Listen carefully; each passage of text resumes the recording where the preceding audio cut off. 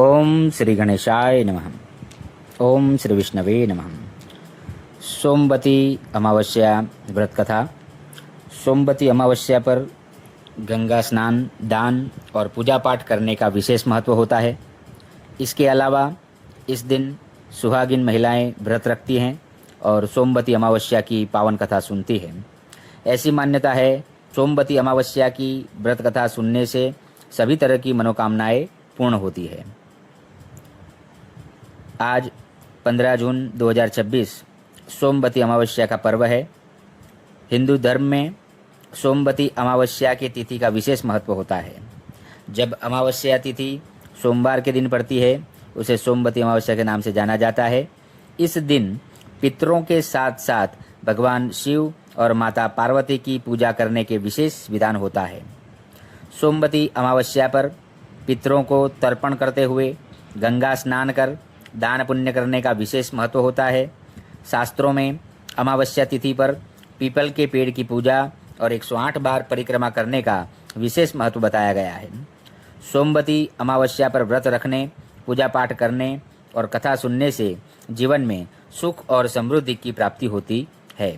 तो आइए सुनते हैं सोमवती अमावस्या व्रत कथा। पौराणिक कथा के अनुसार एक गरीब ब्राह्मण का परिवार था, जिसकी एक बेटी थी।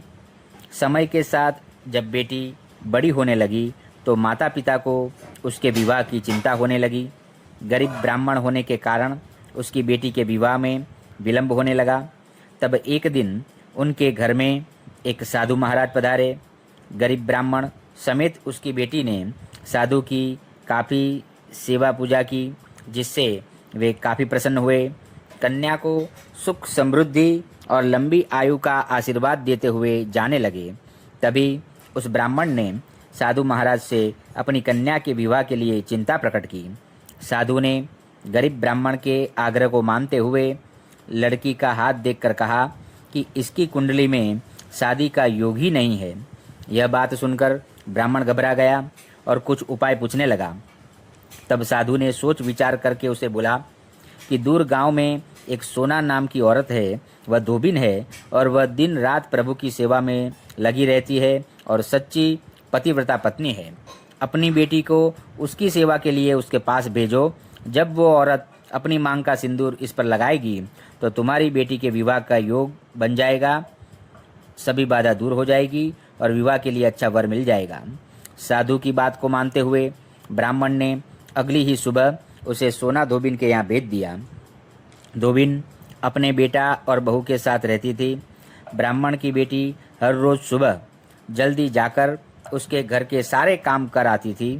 कई दिनों तक ऐसा ही चलता रहा।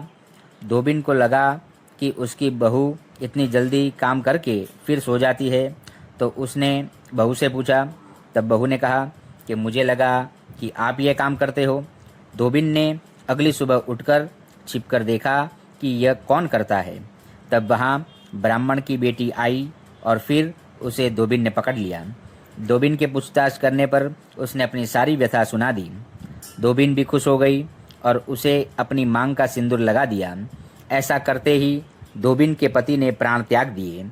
ये सोमवती अमावस्या का दिन था। धोबिन तुरंत दौड़ते दौड़ते पीपल के पेड़ के पास गई परिक्रमा करने के लिए, तो उसने पीपल की 108 बार परिक्रमा की। ऐसा करते ही धोबिन के पति में जान आ गई। इसके बाद से इस दिन का हर विवाहिता के जीवन में विशेष महत्व है।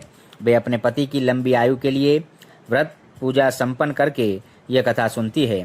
कुछ समय बाद ब्राह्मण की कन्या की अच्छी जगह विवाह हो जाता है और वह अपने पति के साथ सुखमय जीवन व्यतीत करने लगती है। सोमवती अमावस्या पर यह कार्य करना विशेष फलदायी माना गया है। पीपल की पूजा और परिक्रमा। पीपल के पेड़ में जल, दूध और काले तिल अर्पित करें। पेड़ के चारों ओर कच्चा सूत यानी कलावा लपेटते हुए 108 बार परिक्रमा करें। अपने पितरों की आत्मा की शांति के लिए जल में काले तिल मिलाकर तर्पण करें। जरूरतमंदों को अनाज, वस्त्र या धन का दान करें। भगवान शिव को बेलपत्र, धतूरा और जल चढ़ाकर उनका अभिषेक करें।